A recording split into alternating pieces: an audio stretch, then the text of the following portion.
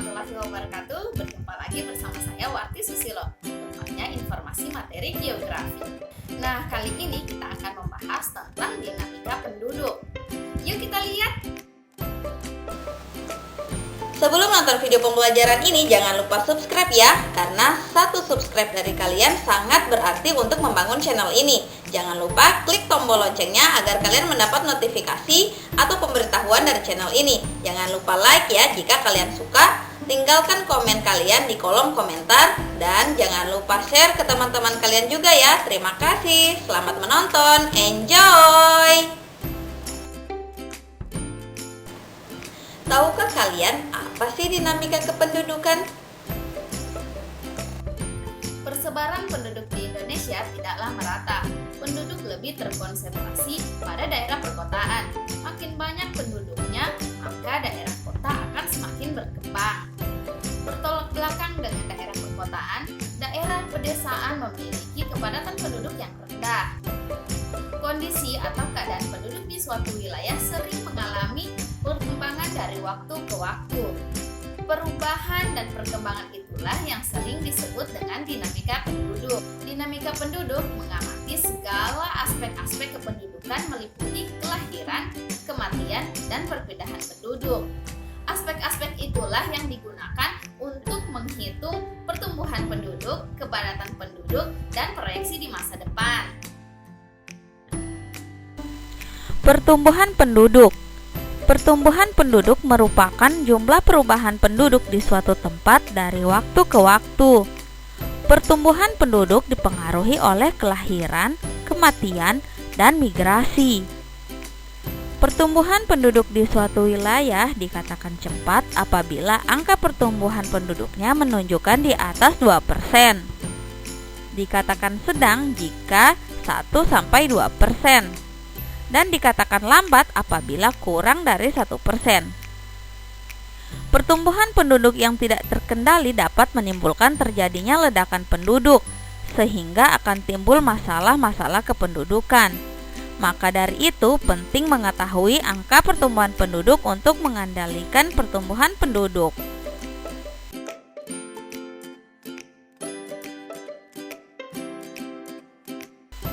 Angka pertumbuhan penduduk dapat dibedakan menjadi dua, yaitu sebagai berikut.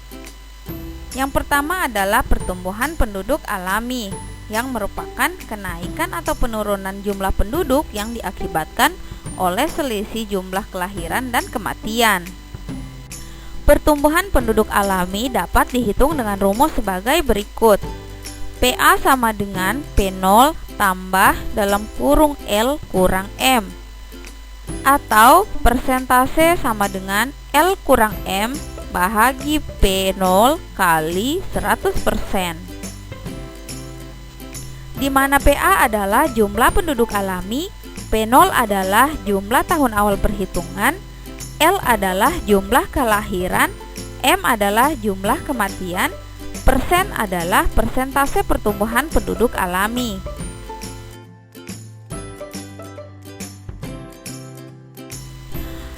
Contoh kasus pertumbuhan penduduk alami. Jumlah penduduk di kota A pada tahun 2015 sebanyak 250.000 jiwa. Selama tahun 2015 hingga 2016, jumlah bayi lahir di kota tersebut sebanyak 18.000 jiwa. Sedangkan jumlah orang yang meninggal dunia sebanyak 7.500 jiwa. Berapakah jumlah penduduk kota A di akhir tahun 2016? Dan berapa persen pertumbuhan penduduknya? Untuk menyelesaikannya yaitu sebagai berikut. Diketahui P0 sama dengan 250.000 jiwa, L sama dengan 18.000 jiwa, M sama dengan 7.500 jiwa. Yang ditanya adalah A, pertumbuhan penduduk alami atau biasa disingkat dengan PA, dan persentase pertumbuhan penduduk. Caranya adalah kita masukkan angka-angka yang telah diketahui tadi ke dalam rumus PA sama dengan P0 tambah dalam kurung L sama dengan M, dan persentase sama dengan L kurang M bagi P0 kali 100%. Yang pertama akan kita kerjakan yaitu PA atau pertumbuhan penduduk alaminya. PA sama dengan 250.000 tambah dalam kurung 18.000 kurang 7.500 sama dengan 250.000 tambah 10.500 sama dengan 260.500 jiwa. Yang kedua adalah persentase pertumbuhan penduduk.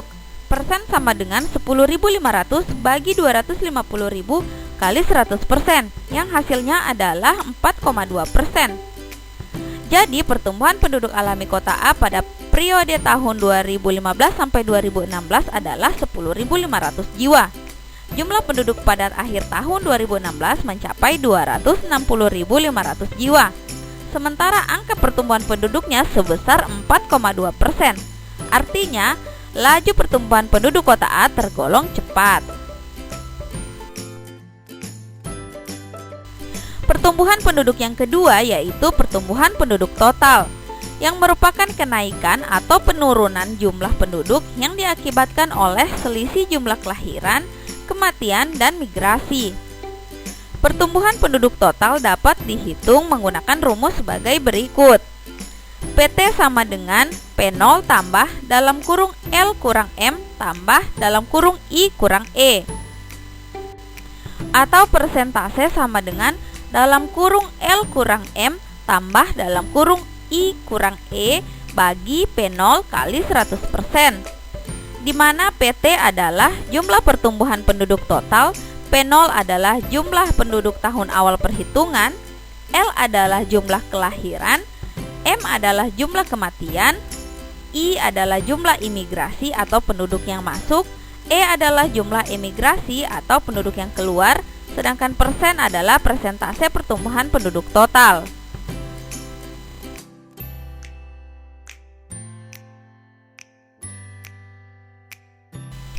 Contoh kasus pertumbuhan penduduk total. Pada tahun 2015, jumlah penduduk kota B sebanyak 300.000 jiwa. Jumlah kelahiran selama periode tahun 2015 sampai 2016 di kota tersebut sebanyak 15.000 jiwa. Sedangkan jumlah yang meninggal berjumlah 7.000 jiwa.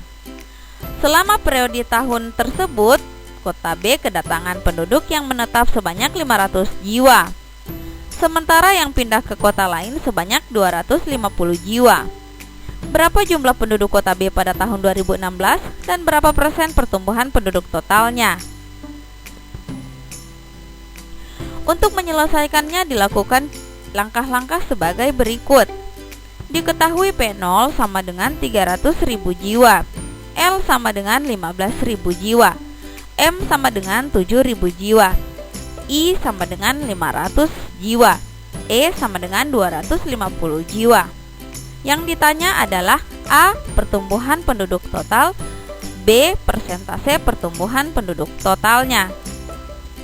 Caranya adalah kita memasukkan angka-angka yang telah diketahui tadi ke dalam rumus PT sama dengan P0 tambah dalam kurung L kurang M tambah dalam kurung I kurang E, atau persentase sama dengan dalam kurung L kurang M tambah dalam kurung I kurang E bagi P0 kali 100%. Nah, sekarang yang kita akan selesaikan pertama yaitu bagian A tentang pertumbuhan penduduk total. PT sama dengan 300.000 tambah dalam kurung 15.000 kurang 7.000 tambah dalam kurung 500 kurang 250 sama dengan 300.000 tambah 8.000 tambah 250, yang hasilnya adalah 308.250 jiwa. Yang kedua yaitu persentase pertumbuhan penduduk totalnya. Persentase sama dengan 8.250 bagi 300.000 kali 100%, yang hasilnya adalah 2,75%. Jadi, pertumbuhan penduduk kota B sebanyak 8.250 jiwa. Sehingga pertumbuhan penduduk total berjumlah 308.250 jiwa. Angka pertumbuhan penduduk total sebesar 2,75%. Artinya, Laju pertumbuhan penduduk di kota B selama periode tahun 2015 sampai 2016 tergolong cepat.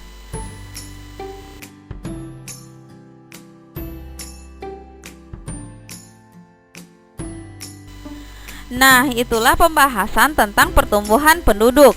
Sekarang kita masuk ke pembahasan tentang kelahiran atau natalitas, yang merupakan kemampuan seseorang untuk melahirkan atau disebut juga fertilitas. Kelahiran merupakan aspek kependudukan yang sifatnya menambah. Adapun faktor pendorong dari kelahiran atau natalitas, yang pertama adalah naluri manusia untuk memiliki dan melanjutkan keturunan. Kedua, pernikahan usia muda. Ketiga, anggapan banyak anak, banyak rezeki. 4. Tanggapan anak adalah jaminan untuk hari tua. Adapun faktor penghambatnya adalah 1. Undang-undang pernikahan mengenai batasan usia pernikahan. 2. Program keluarga berencana. 3. Pembatasan tunjangan anak. 4. Anggapan perempuan modern untuk mengejar karir terlebih dahulu.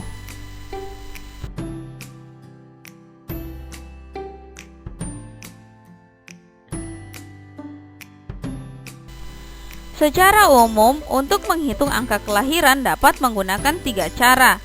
Yang pertama adalah angka kelahiran kasar atau CBR, menunjukkan bahwa jumlah bayi yang lahir setiap 1000 penduduk dalam 1 tahun. Untuk menghitung angka kelahiran kasar dapat digunakan rumus sebagai berikut. CBR sama dengan B bagi P kali 1000, di mana CBR adalah angka kelahiran kasar, B adalah jumlah kelahiran selama 1 tahun, P adalah jumlah penduduk. Cara yang kedua adalah angka kelahiran umum atau general fertility rate, merupakan banyaknya kelahiran tiap 1000 wanita yang berusia 15-49 tahun pada pertengahan tahun. Untuk menghitung angka kelahiran umum digunakan rumus yaitu sebagai berikut.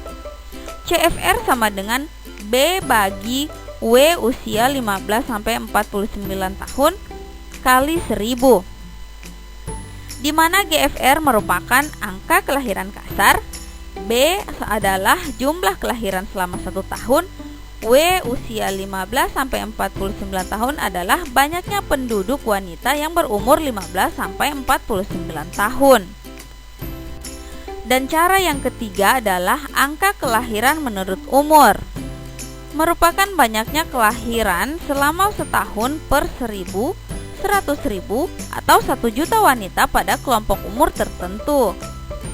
Untuk menghitung angka kelahiran menurut umur digunakan rumus ASFR sama dengan BI bagi PI kali 1000, di mana ASFR merupakan angka kelahiran menurut umur. BI adalah jumlah kelahiran dari wanita kelompok umur I. PI adalah jumlah wanita kelompok umur I. I adalah kelompok umur 15-19 tahun dan seterusnya.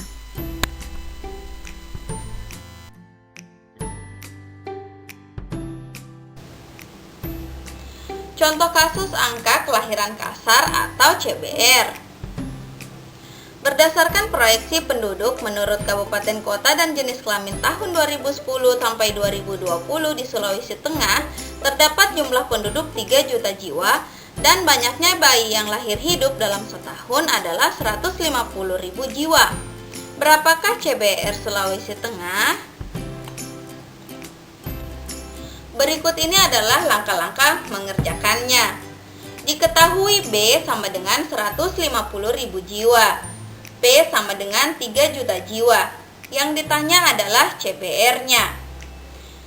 Penyelesaiannya yaitu kita masukkan angka-angka yang telah diketahui tadi ke dalam rumus CBR sama dengan B bagi P kali 1000 sama dengan 150.000 bagi 3 juta kali 1000 sama dengan 0,05 kali 1000 yang hasilnya adalah 50.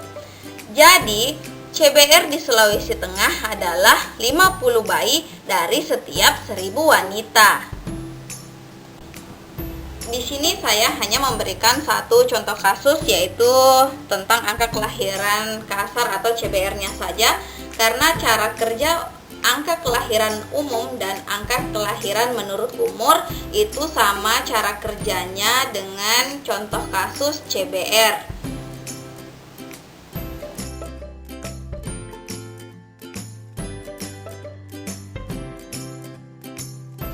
Nah, sekarang kita masuk ke pembahasan dinamika penduduk yang berikutnya, yaitu kematian atau mortalitas, yang merupakan angka yang memberikan gambaran mengenai jumlah penduduk yang meninggal dunia di suatu daerah dalam waktu tertentu. Mortalitas mempunyai sifat yaitu mengurangi. Adapun faktor pendorong kematian atau mortalitas yaitu sebagai berikut. 1. Tingkat kesehatan yang rendah. 2. Fasilitas kesehatan yang belum terjangkau. 3. Tersebarnya wabah penyakit seperti sekarang ini yaitu COVID-19. 4. Terjadi bencana alam. Di Indonesia saat ini terjadi bencana alam di mana-mana yang menyebabkan banyak korban jiwa. 5. Terjadi peperangan. Adapun faktor penghambat dari kematian atau mortalitas yaitu 1. Fasilitas kesehatan memadai. 2. Tingkat kesehatan meningkat. 3. Kondisi ekonomi yang baik. 4. Kesadaran masyarakat mencegah wabah penyakit meningkat. 5. Situasi keamanan negara yang stabil.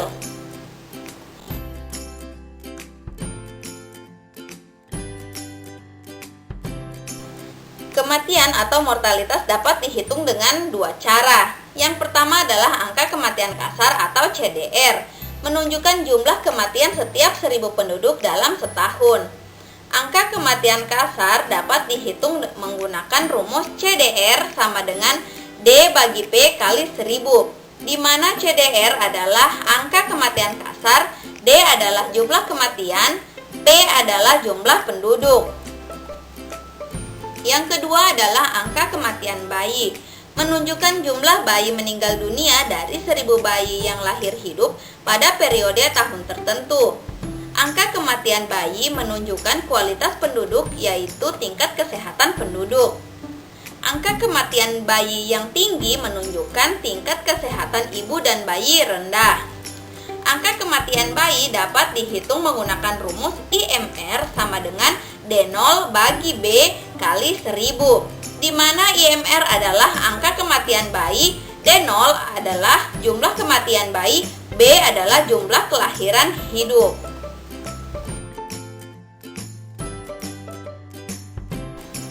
Contoh kasus angka kematian kasar atau CDR.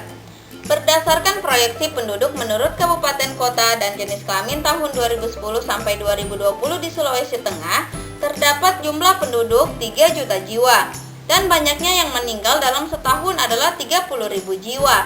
Berapakah CDR Sulawesi Tengah? Cara untuk menyelesaikan contoh kasus angka kematian kasar atau CDR sama dengan cara penyelesaian contoh kasus angka kelahiran kasar, di mana diketahui D sama dengan 30.000 jiwa, P sama dengan 3 juta jiwa. Yang ditanya adalah CDR Sulawesi Tengah.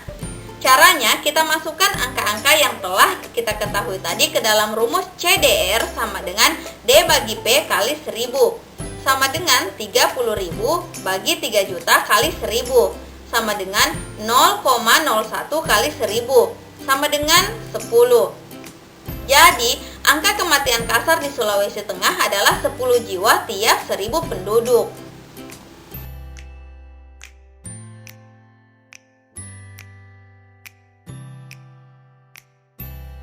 Nah, sekarang kita masuk dinamika kependudukan tentang proyeksi penduduk. Proyeksi penduduk disebut juga laju pertumbuhan, yaitu gambaran jumlah penduduk di masa yang akan datang dengan melihat data-data dan pola kependudukan pada masa dahulu dan sekarang.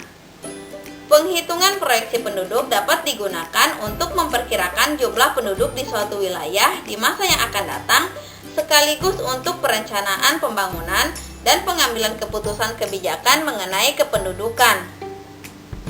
Penggandaan jumlah penduduk atau double time adalah periode yang dibutuhkan untuk menggandakan jumlah penduduk. Perhitungan penggandaan jumlah penduduk menggunakan rumus sebagai berikut. DT sama dengan TA tambah 70 bagi R, di mana DT adalah penggandaan jumlah penduduk, TA adalah tahun awal, 70 adalah angka konstanta, R adalah persentase pertumbuhan penduduk per tahun.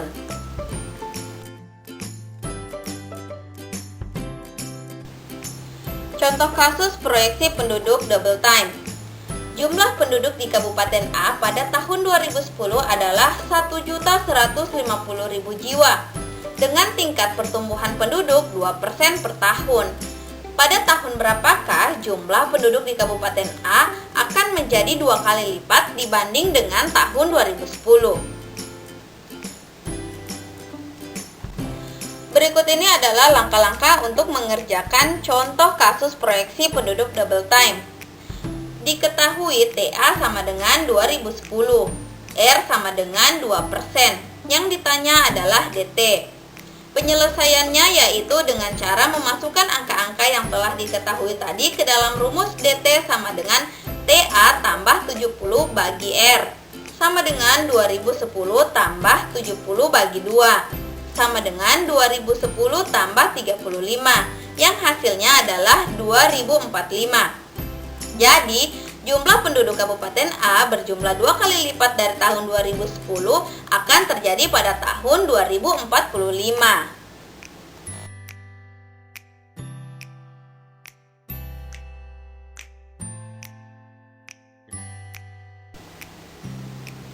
Nah, sekarang kita masuk pada pembahasan terakhir dalam dinamika kependudukan, yaitu tentang kepadatan penduduk, di mana kepadatan penduduk adalah perbandingan antara jumlah penduduk dan luas wilayah. Kepadatan penduduk dapat dibedakan menjadi 3, yaitu yang pertama adalah kepadatan penduduk kasar atau kepadatan penduduk aritmatik, adalah jumlah penduduk setiap 1 km. Kepadatan penduduk kasar dapat dihitung dengan menggunakan rumus KPKS sama dengan jumlah penduduk bagi luas wilayah. Kepadatan penduduk yang kedua yaitu kepadatan penduduk fisiologis, yang merupakan perbandingan penduduk dengan luas lahan pertanian yang ada di suatu wilayah. Dapat dihitung dengan menggunakan rumus KPF sama dengan jumlah penduduk bagi luas lahan pertanian. Yang ketiga adalah kepadatan agraris, yang merupakan perbandingan penduduk bermata pencaharian sebagai petani dengan luas lahan pertanian. Dapat dihitung menggunakan rumus KPA sama dengan jumlah penduduk petani bagi luas lahan pertanian.